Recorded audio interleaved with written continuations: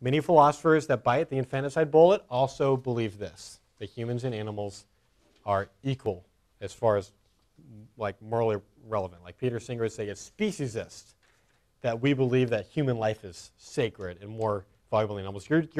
You're discriminating, but you're not discriminating based on like race or gender. You're discriminating based on species. It's speciesism. Okay, clarify again what you think the person you're talking to believes. Let me be sure I understand you correctly. It sounds like you're saying that you believe that there is no moral difference between human beings like you and me and other animals. Is that correct? And sometimes they do believe it. Sometimes they don't. Once again, sometimes they're just guarding intellectual turf. But here's what's not helpful. I don't believe you. I think you're just guarding intellectual turf. You pretty much got to take what they say at face value and go with it. And sometimes people really do believe it. I sat on a train going from Bakersfield to Fresno with a really interesting man a couple of years ago. And he's getting into robotics, so we were talking about robotics. He wants to make the first artistic robot. He's one of like 2 or 3 people in the country that's interested in at least at that time, artistic robots. So we had a whole discussion about like what is art, what counts, does modern art count, like that kind of thing. And then we started talking about what I did. I was coming from a JFA exhibit, so I talked about what I did. And one of the things I mentioned was this phenomenon that I've noticed that most people, whether they're religious or not, and whether they're pro-life or pro-choice, have common ground on this idea that humans are special in a way that animals are not. Generally, we agree on this.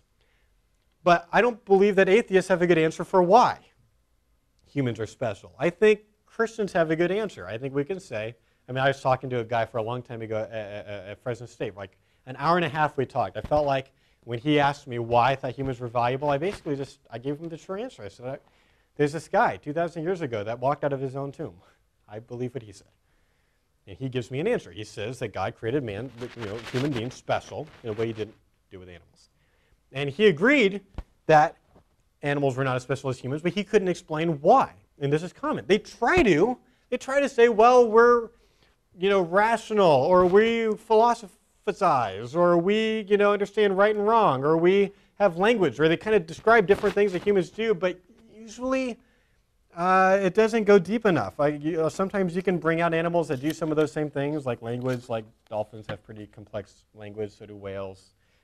What about orangutans that can sign language? Like there's things you can bring out. I don't think ultimately I want to say humans are more valuable because of what we can do functionally. I just want to say, look, God made us that way. I think that's true, and I'm willing to back that up. And most people, by the way, most people could be wrong. Right? Just the fact that most people agree that humans are more valuable, like most of us could be wrong. The point's not because we're in the majority we're right. The point is that atheists don't have a very good argument against speciesism. So the guy on the train, I explained this phenomenon, and he's like, oh, well, my girlfriend thinks that humans and animals are equal. And I kind of smiled. I said, I don't think she does. And he said, no, she really does. I'm like, I doubt it. He's like, no, dude, here, I'll prove it to you. He said, if she accidentally kills a fly, which I thought, like, how do you accidentally kill a fly? Like, have you ever tried, like, is he a ninja? Or, like, how, I think he meant ants, so I'm going to fix his argument for him. If she accidentally killed an ant, she has a moment of silence. And I said, she doesn't think they're the same. And I'll prove it to you. I said, if she accidentally ran over a kid, she wouldn't just have a moment of silence. It would at least rock her day, right? Probably like the most traumatic thing that ever happened to her. But at least it would wreck her day. It's not the same. And he was like, dude. That's true. I think you're right. I'm going to go talk to her about that today. So I'm sure they had a great afternoon. Yeah, probably. It was not a good day.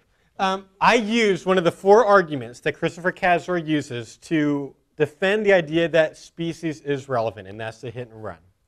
There is a moral difference between a hit and run involving a squirrel and a hit and run involving a newborn human being, even if the baby killed were a mentally handicapped and orphaned newborn. Sometimes when I tell this, I do it in a different form. I'll say, like, if you're at a riverbank and you see 2 things drowning, there's a human kid over here and then there's a dog over here, like, practically nobody stands at the riverbank and has a philosophic discussion with themselves about who is more, like, no, we saved the kid. There's a reason for that. And I've had one person respond, well, I would save the dog because I'm a dog lover. And I'm like, well, you're a very broken human being. Like, this is not a normal, most people go for the kid. And then she's like, well, that's just because it's instinct based on, like, we want to preserve our species, so people generally have that instinct. And I said, I don't think so, because I don't think our species is in danger from one kid drowning. Like, there's 7 billion of us. We're going to be okay.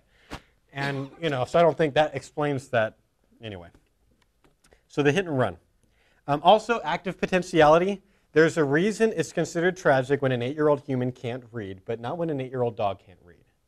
There's some kinds of things that humans we have an active potentiality, and when we don't realize that, that's considered tragic, but not when dogs that aren't the kinds of things that should be able to do that can't do that. Also, cannibalism. I like how Kaczor says it. There's a difference between eating a hamburger and a Harold burger. Even if Harold, due to his mental handicap, was no more intelligent than a cow, it's still wrong to eat Harold.